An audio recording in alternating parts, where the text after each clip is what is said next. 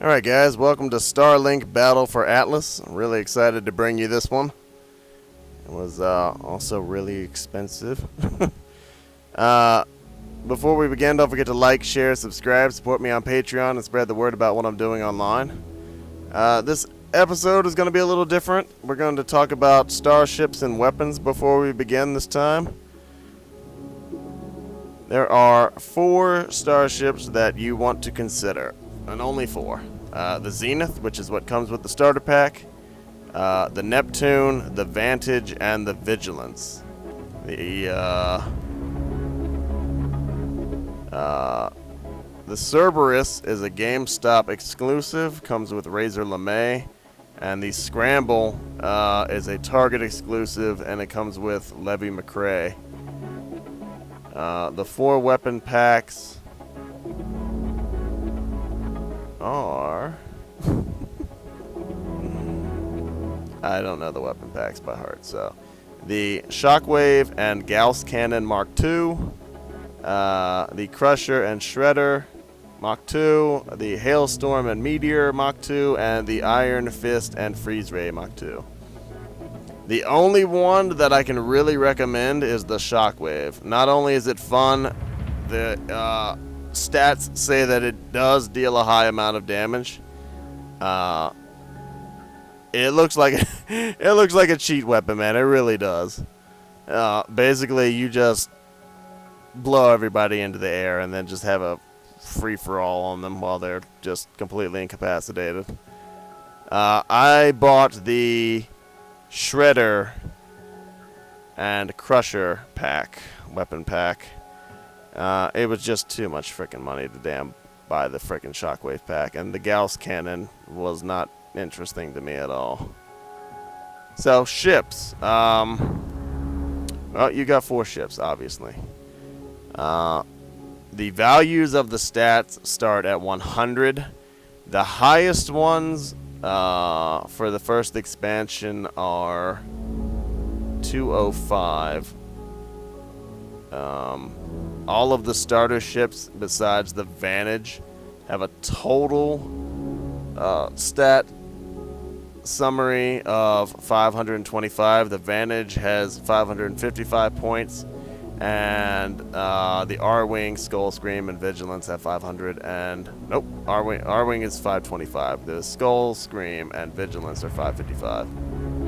So let's look at the Zenith. 100 speed, 125 handling, 125 defense, and 175 energy, with 30 added defense from the wings, giving it a defense total of 155. So not only does it have a decent amount of defense, but it's got 175 energy, which should be enough to really get out there and show off some firepower. The Neptune is, I don't know, it's a little alarming.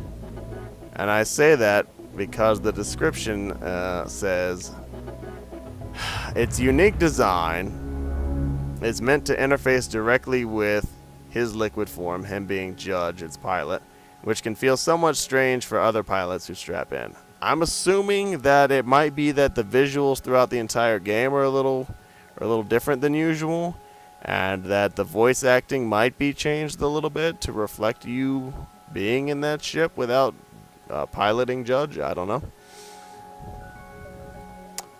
know. But aside from that, all ships and pilots should be interchangeable, I believe. The Neptune comes in with a speed of 100, handling 100, defense 200. It has the second highest defense, only to the expansion 2 download content Vigilance ship. 125 energy and an additional 30 energy from the wings, making it a very good option for combat and just anything. You're getting 155 energy and 200 defense versus the 155 from the Zenith. Then we have the Vantage. The Vantage has 125 speed, 125 handling, 100 defense, which is worrisome, but it has 205 energy with an additional 30 from the wings, giving you 235 energy, the most energy of any ship by far. So, depending on how energy necessary combat weapons are,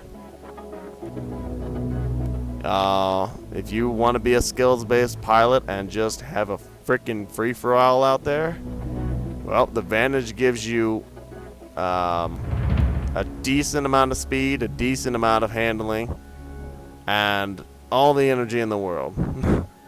Then we have the Vigilance, which is the only ultra-heavy starship in the game. The Neptune is heavy. The Vigilance is ultra heavy. It's got a speed of 115, which is extremely laughable considering that the Neptune only has 100, and the Zenith, which is a lightweight ship, only has 100. You've got 115 speed, 110 handling, which is more than the Neptune as well. 215 defense, with an additional 15 from the left wing, and 115 energy. And it's actually got 130 speed because the right wing gives 15 additional speed.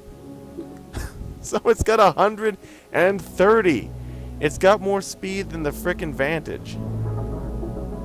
And way more speed than the Neptune and the Zenith. Now the R-Wing is a joke. This is a complete joke, man. It is exactly the Lance. The R-Wing is the Lance, but I believe that the special move is maybe more useful. The character is definitely better. I mean, the ship, I don't know, man. I think the Lance looks pretty good. I really wanted to go after the Lance, and thankfully, I really had a hard time, and then I found the Cerberus, which made it even harder for me, and then it just got to the point where I actually looked up the ship stats because I was curious, and, I mean, just thankfully I didn't spend all that freaking money on it because the Lance and the Cerberus are freaking garbage. The R-Wing is garbage. All the other ships are garbage. The difference between the Lance and the Cerberus, there is a big difference. There is a big freaking difference, man. I don't like the color palette, but the wings of the Lance are handling. The wings of the Cerberus are energy. Not only that, the Cerberus and the Lance trade off 15 points in handling and energy. And guess who has the energy? The Cerberus.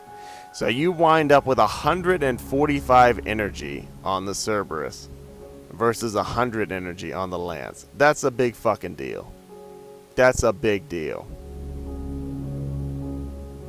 I'm not sure just how energy heavy this game is, but I know it's a big deal. It has to be. That's got to be a big deal. So you get 150 speed, 160 handling, and 145 energy. That's pretty fucking good, man. Pretty freaking good.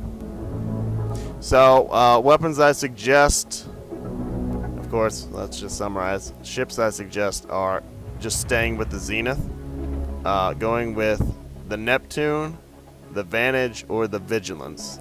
And I believe that the Vigilance and the Skull Scream and maybe even the Vantage are DLC only.